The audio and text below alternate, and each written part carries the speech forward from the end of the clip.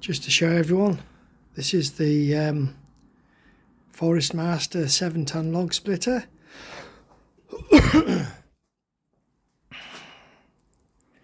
Now I've just put bigger wheels on the bottom. I'll just show you the old ones. When it comes, it has these little tiny casters, which are rubbish.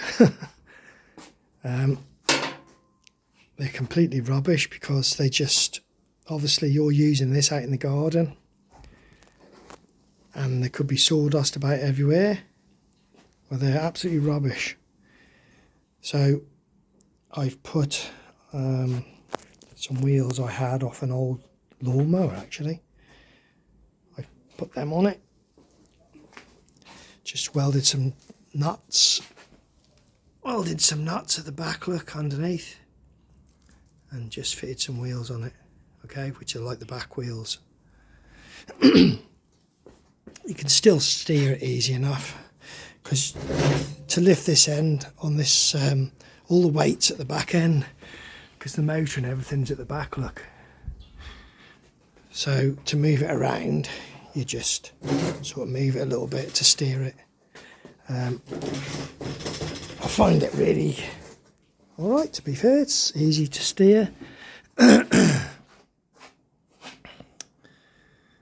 As you can see, I've got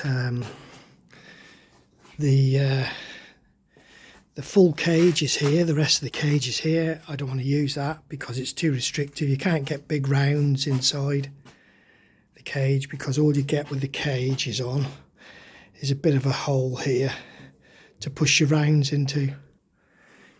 I find it an absolute pain, and I do find it better with the legs like we've got on here, because you can buy these with or without the legs.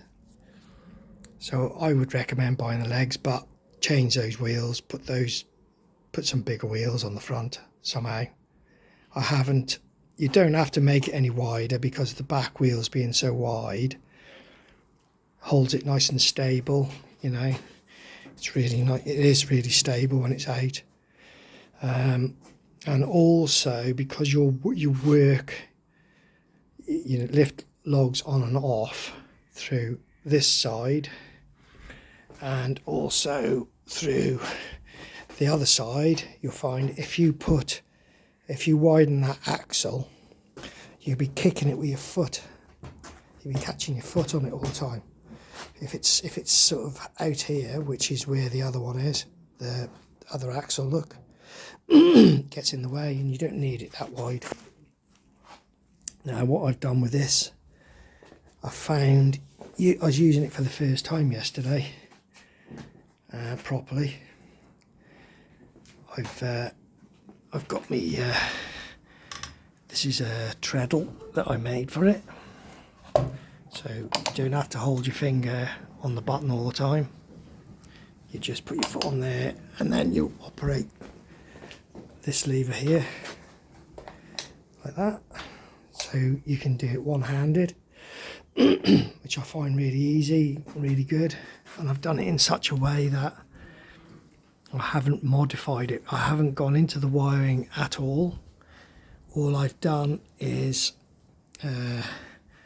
plugged the splitter into there, and then I've made my own fly lead up to power this socket and use the switch as a breaker between the two. So it's open circuit and then closed circuit as soon as you press it down. So that's really easy, really. All the wiring is here. All you do is plug your splitter into it and then plug your plug in for this socket. Dead easy. Somebody that sort of can do a little bit with wiring and what have you, you know, it's dead easy. It's basically no harder than making an extension lead up. So, and like I said, I put a split pin across the switch. So you drill a hole there, put a split pin across. I mean, I did a video recently. Oh, and there's I put a turnbuckle on it there, So you can lift that up because it's on hinges.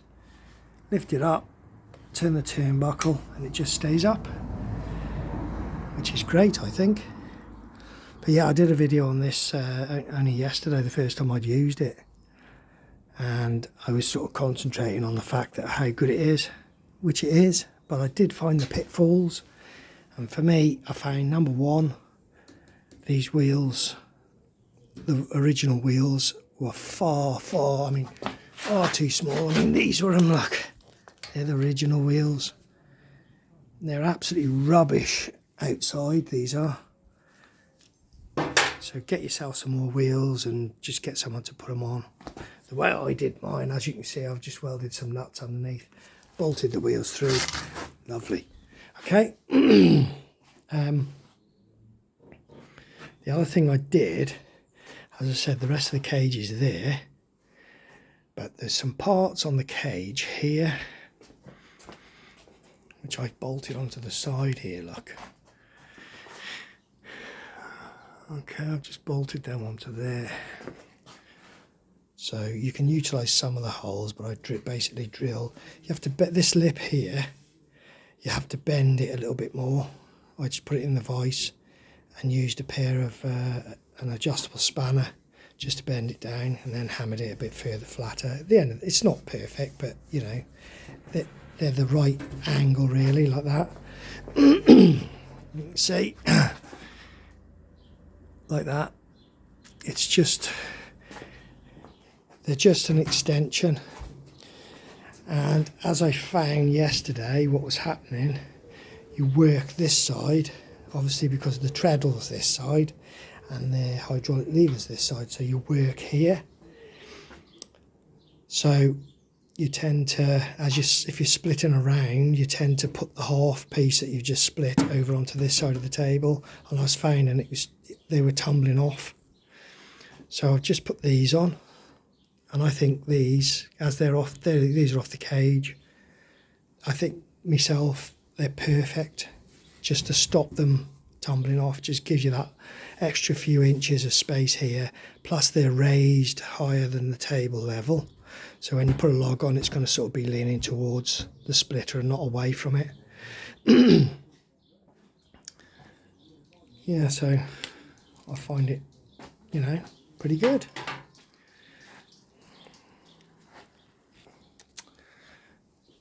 Hope you enjoyed that, and hope you found it relatively useful. As I said, I think this splitter is a really good piece of kit. But that's the only issues I had with it really, was that the wheels on the one end were too small, and I kept dropping logs off this side all the time, and obviously you've got to pick them up. The table's there obviously so that you don't have to bend down so much, you don't want them falling off all the time. So that's what I've done, and to be fair, it seems really good, you know. So I hope you enjoyed this little snippet. I hope it was useful, you know. And if you do buy one, you won't regret it. It is good, other than those little issues which I've now put right. So thank you for watching. Hope you enjoyed, and bye for now.